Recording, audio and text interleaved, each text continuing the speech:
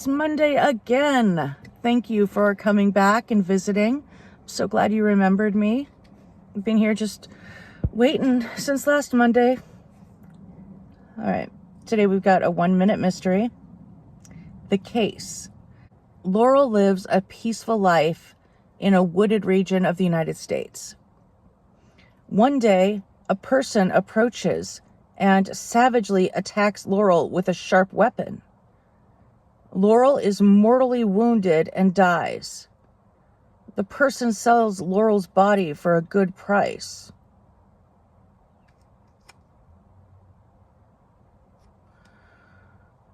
Well, that's between disturbing and heartbreaking. The mystery. Who is Laurel, and why does the person sell Laurel's body? And I'm thinking like beaver pelts, and maybe Laurel is a seal, or I don't know, an eagle, maybe something where your body would make a lot of money. It's terrible. Okay, the clues. Laurel is tall and slender. Laurel has a quiet disposition and a sweet smell. Oh, I get it. Okay. Laurel's body is cut into pieces before it is sold. Laurel is not a person. And there is one giveaway question that we'll get to in just 60 seconds.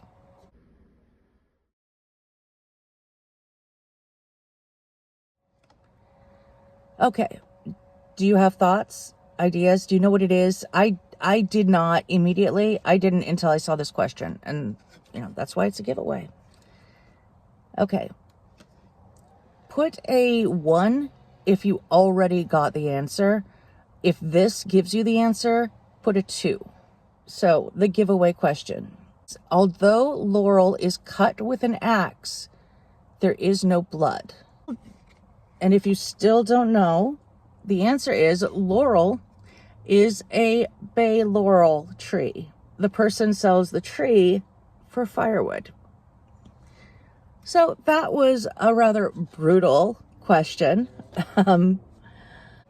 Anyway, I'm going to go hug a tree. Stay safe. Listen to your instincts. I will see you next Monday. Bye.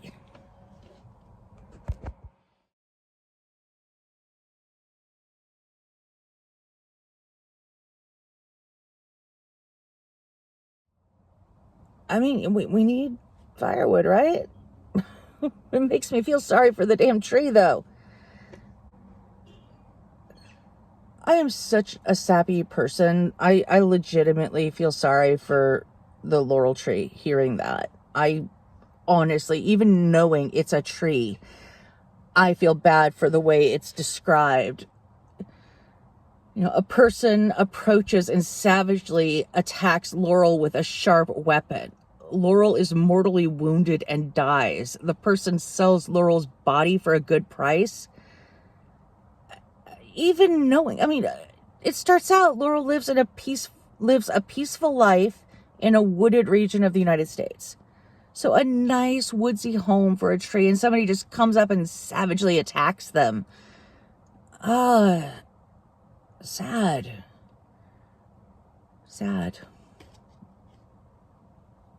I probably still worry about the feelings of stuffed animals. I'm not someone that can separate out the emotion from non-living things very well. And trees are living, so that's even harder. Yeah.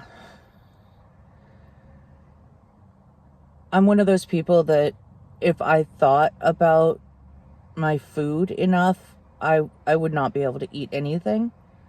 As it is, I'm polo pescatarian, I guess. I can't eat anything with bones. I can't eat anything that reminds me it's an animal. And I have a lot of trouble with eating mammals. there's a term for it. It starts with an M. There's so many terms for diets, but I basically don't feel comfortable eating other mammals. And then even with fish and poultry, I don't feel comfortable eating things that have bones in them and remind me that they're animals.